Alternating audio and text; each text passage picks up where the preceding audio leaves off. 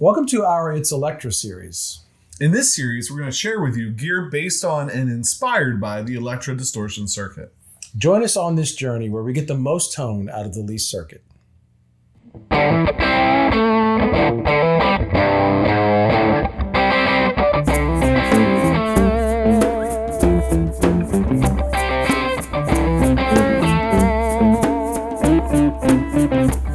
Today we're looking at the Hungry Panda from Scattered Abroad Guitar Works.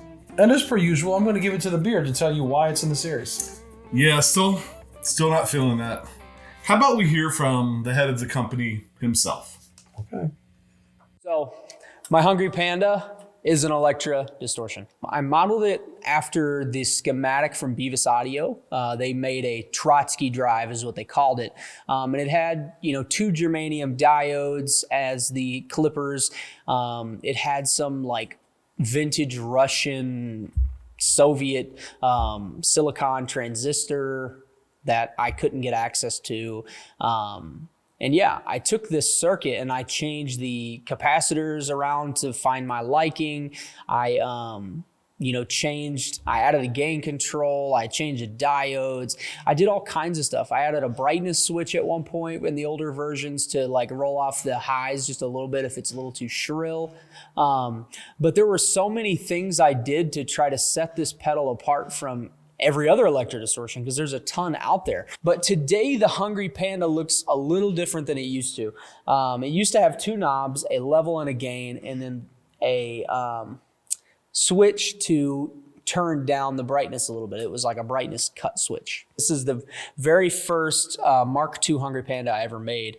Here's the level control, and then it has a diode selector switch going from more like a Trotsky drive on the Hungry position with three germanium diodes, and then on the stuffed position you have one LED and one silicon diode to give it more headroom, less gain, but still having some crunch in there. The Hungry Panda is no longer just a simple Electra Distortion. I truly made it my own, but I pride myself on the fact that it is an Electra Distortion. It is a very simple circuit. It's not that complicated digital drive circuit or complicated even analog using, the IC chips and everything else. This isn't that, but this is by far my favorite drive circuit that I've found. It works so good for me for lead boosts or even just to give myself a little dirt on my clean tone. So that was Rhylan talking about the pedal, the circuit, how he tweaked the circuit, maybe tuned the circuit, but was very proud that it was still based on the Electra Distortion. So Beard, how are we going to show them what this can do? Right, so what I thought we would do for this pedal and pretty much all the pedals in the Electra series is jump in, take a quick look at the sounds it gets by itself, then throw something in front of it, and then throw something behind it. And just give you an idea on how it kind of reacts with other pedals, how I kind of use it, because I've been using an Electra-based pedal on my pedal board for a while now. So let's start with just the Hungry Panda. Remember, there's a stuffed and there is a hungry side. We'll start on the hungry side, which is a silicon and germanium diode. Hope I got that right. And then we'll flip it to the stuff side, which is still the silicone, but has an LED diode too. I would assume both sides asymmetrical clipping, which is actually something through the series that I understand, but we're not going to take the time to explain it right now because you don't need to understand it. So yeah. 60th anniversary Strat through the Tyler JT22.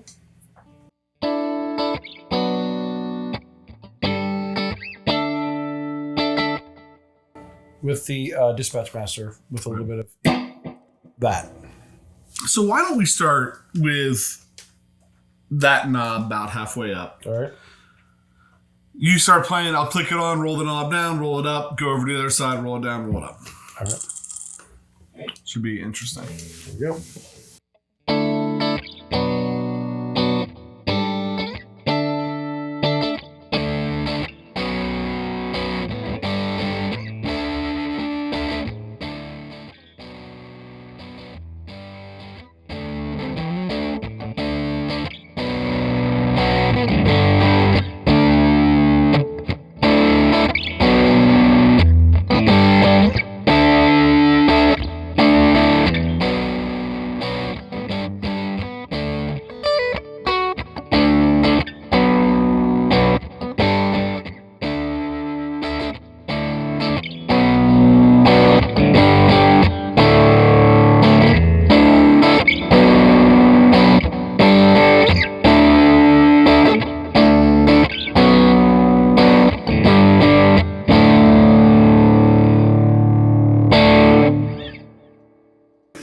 So stuffed is a lot more headroom, Right.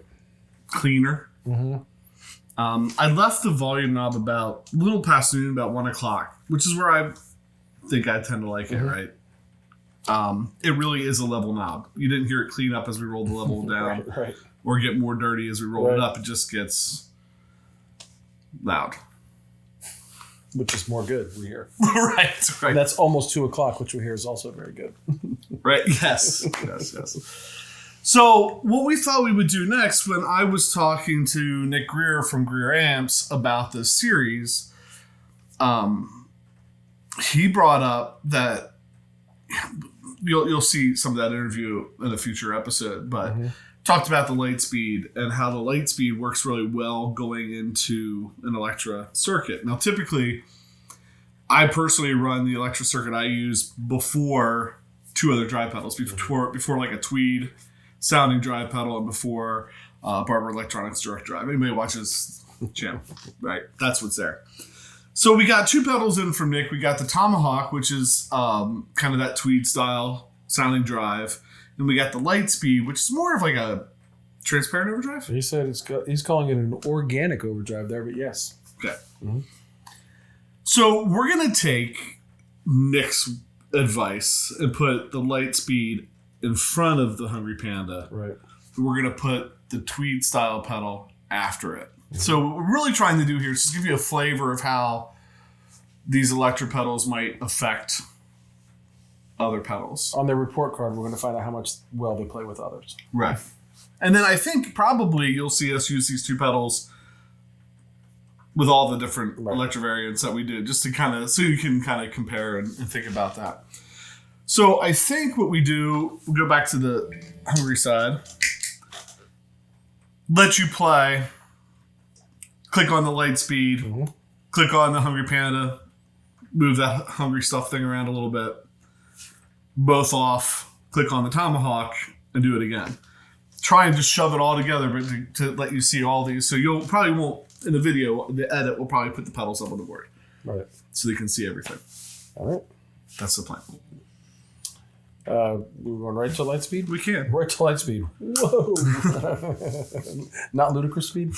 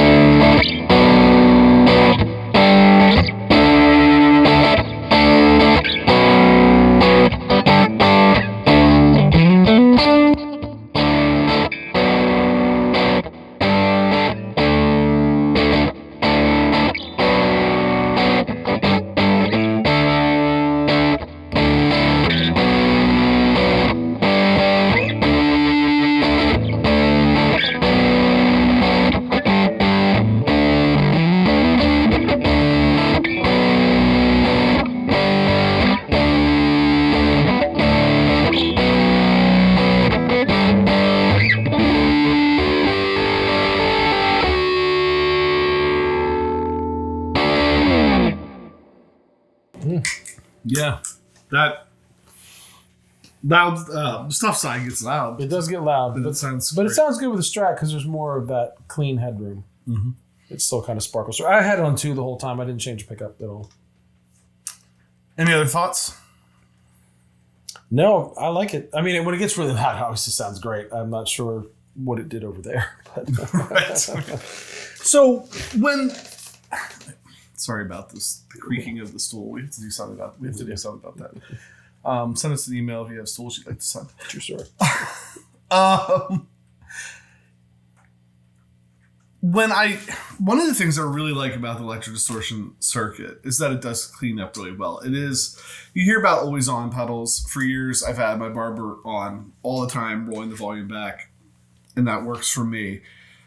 When I started using this Electra pedal, I find that, depending on where the song's going to go, sometimes I'll lean to turning the Electra on to get more of a clean sound. I can roll back. It's maybe a little cleaner even than it was with the Barber roll back. some more top end, some more sparkle, some more whatever, but you can still roll it up and have a little bit of dirt there. And then if you click it into the barber or into something else, it just kind of pushes that. Like if you click on the barber if you have the barber on, you're doing a solo and you're like, boy, I'd like just a little bit. Please, sir, can I have some more? Hitting the Electra into it really It does. It opens it up. And it's really nice. I've heard it in person. It's true. So I like the fact that these always tend to react really well with your volume knob. And I don't think we can do any of these pedals justice if we don't talk about that for a little bit. Right. So if you remember, let's do the stuff. We'll do the loud side. Oh yeah, I have to hit the button. We'll do the loud side and we'll do the Lightspeed together. So that I'll do that full up. All right. What do you think? Back bridge? We'll do it on the bridge for now. What do you...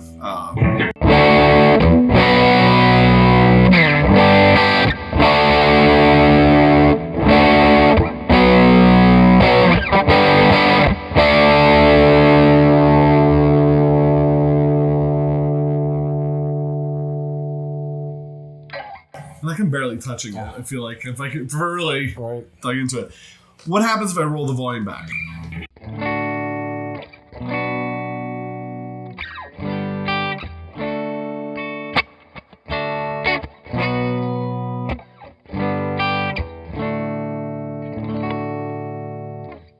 You're playing a verse on a Motown song. Yeah, it really...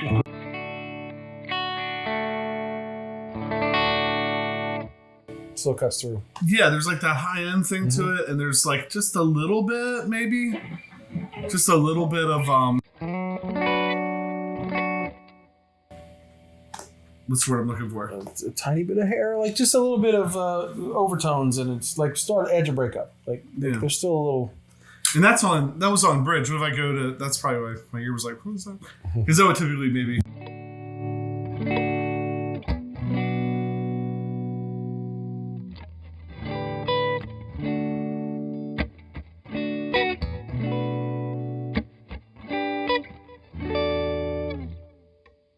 Be there. And then you start rolling it up.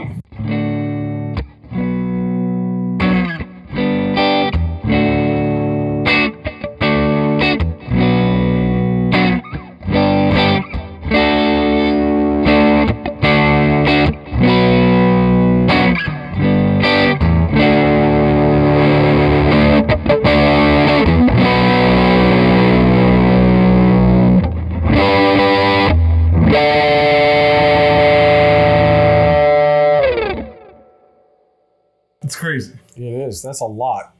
So, I mean, you have like...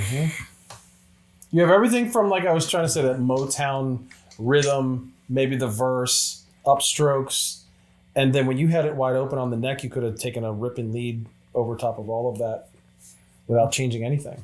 And I love that.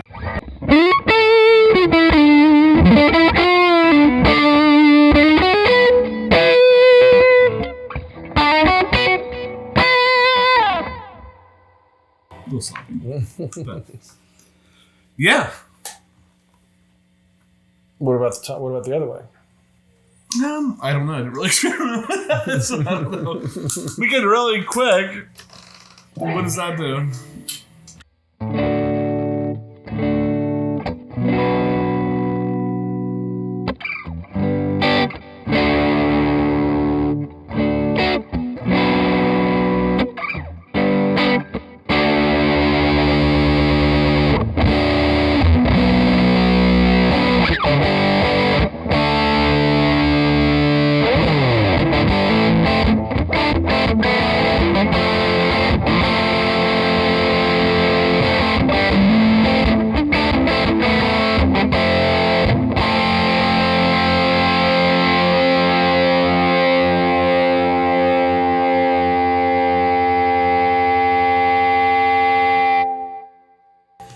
It doesn't clean up as much with the Tomahawk, but the Tomahawk sat really dirty. The gain's almost all the way up. It is, and this is like the two sides of Nick Greer, right? This is your acceptable dinner date. This is the dude that's pulling the tablecloth out from under the plates, right? This was very like sophisticated, like real, like clean.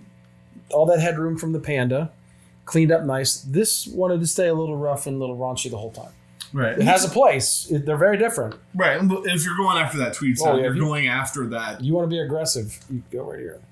There's a video that Andy did a couple years ago, on how to get that Neil Young sound with like a delay pedal, a reverb pedal, and then using some sort of Like a tweed amp thing. And that's what sold me on that sound. So anyway, I think that's it. I think that kind of covers the bases, gives you an idea. Here's the Panda. Here's what it does. Sounds great. Pedal going into it sounds great going into another pedal. Anything to add? No, it's a really interesting experiment. It is.